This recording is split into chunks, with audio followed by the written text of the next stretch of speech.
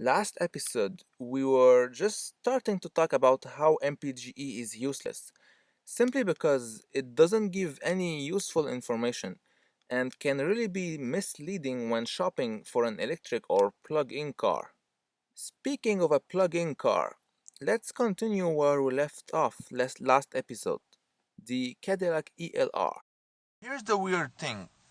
Cadillac claims the ELR is capable of an MPG of 82, which means if you were to put an 33.42 kilowatt hour battery in the Cadillac ELR, you would get an MPGe of 82. Is that the Cadillac ELR is only equipped with a 17 kilowatt hour battery. Now that's the problem. So in the commercials, they claim an MPGe of 82, but in real time, they don't have the equivalent battery power to claim 82. An MPGe is comparable to an MPG if you have at least a battery which is capable of 33.41 kilowatt hour. I don't think it's a problem when you have a bigger, more powerful battery, but it can be misleading if you only have a battery which is less than 33.41 kilowatt hour. Try and understand this problem a bit better. Let's compare the human body and try and calculate an MPGEH for human. If you were able to channel and process 1 gallon of petrol through your body, you would be able to walk, let's say, I don't know how much miles, alright? If you were able to channel and process 1 gallon of petrol through your body, you technically have at your disposal 114,000 BTU of energy to use. 114 BTU equate to about 2,874,000 calories. You can't. There's only so much a body can take.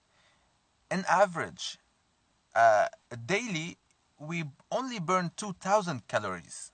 So it doesn't make sense to calculate an MPGh for human equivalent, or whatever you want to call it, if in the first place there is no way to put 1 gallon of petrol in a human body.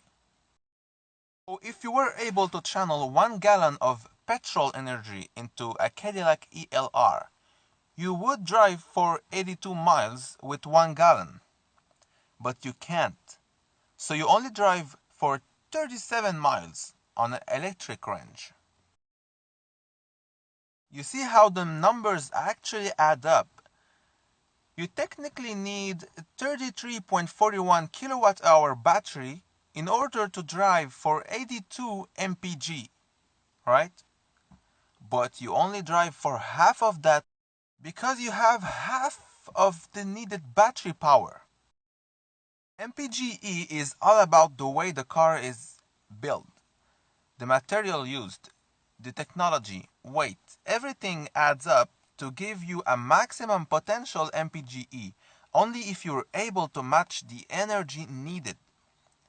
The battery pack will determine how much you are able to channel through your car. Tesla is capable of channeling even more than a simple gallon of petrol. For a Tesla, the MPGe is 89, but you can travel even more than that because you have more than power needed. In fact, you travel 265 miles with pure electric range. Let's check the numbers. You need 33.41 kilowatt hour to drive as if you had 1 gallon of petrol. But the Tesla P85 has 85 kilowatt hour, which is about 2.5 more than 33.41. Now bear with me, we're not done yet. The next logical thing is with plug-in kind of cars. They'll have an engine capable of channeling a real gallon of petrol this time.